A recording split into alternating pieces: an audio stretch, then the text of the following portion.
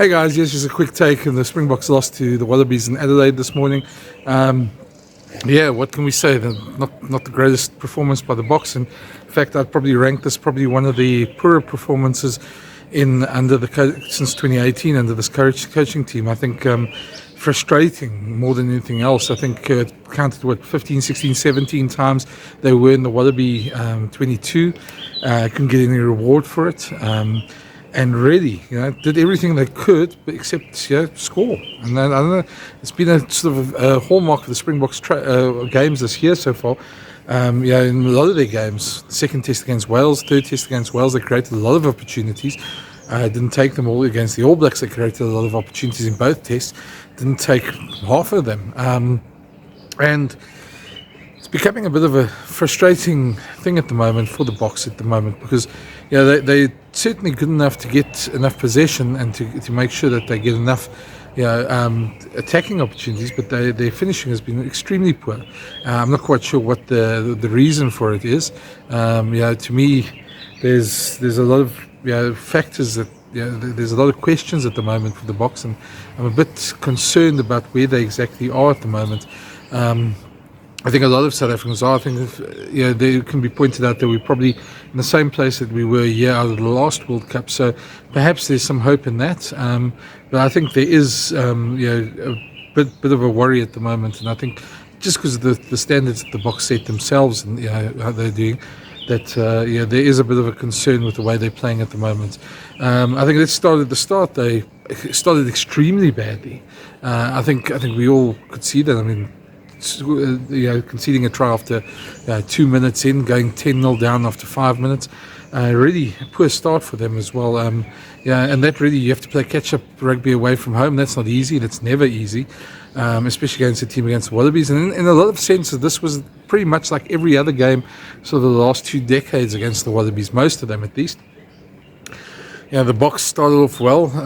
They've dominated in areas, and they should have taken the lead. And the Wallabies got away with a lot, and the refs let them get away with a lot.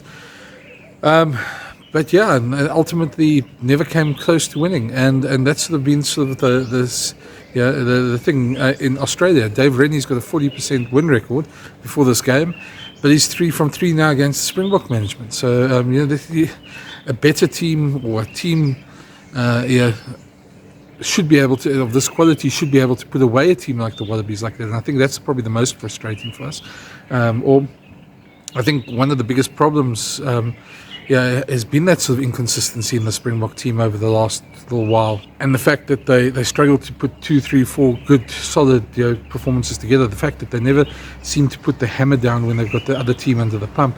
If you look at that, the way the Boks dominated that second part of that first half, I think there were 4 scoring chances they didn't get. There was 9 penalties in a row. There was 1 yellow card. There could have easily been 3.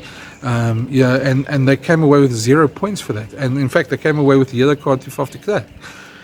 So let's go through some of those points. I thought, the first one, there was a side entry by Colby Fainga on their line, and it was clear that there was no attempt to even try and sort of stop them all legally. It was a clear, cynical attempt from the side, and that to me should have been a yellow card. They got a warning for that and a penalty against them. But that could easily have been a yellow card as any other ref. Then you look at it, the Marika Koribete tackle on Makazole Mapimpi, and yes, Makazole did dive for the line, but the winger does that.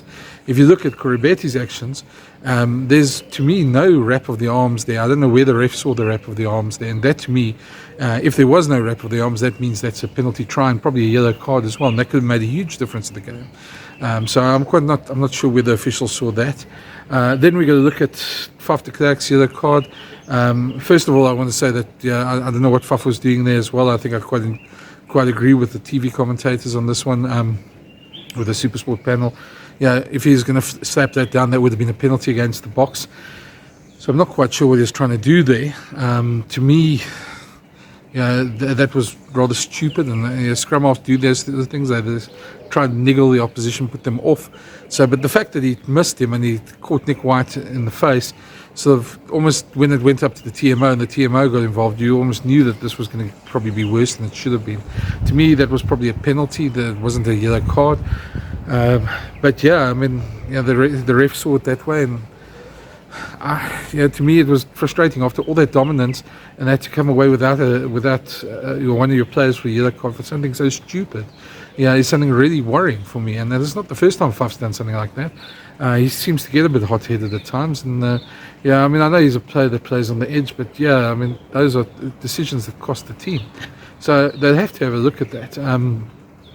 To me, Nick White, I just want to say as well that his Oscar performance, probably the best Oscar performance since Marlon Brando won for The Godfather way back when.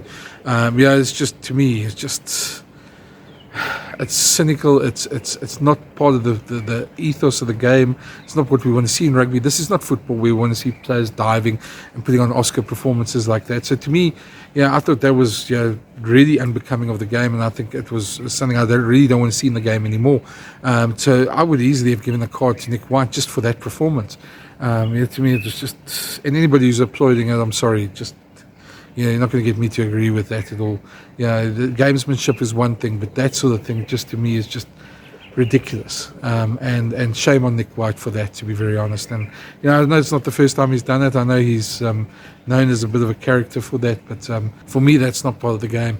Then just looking at the second half, I mean, the Wallabies came back, scored very early.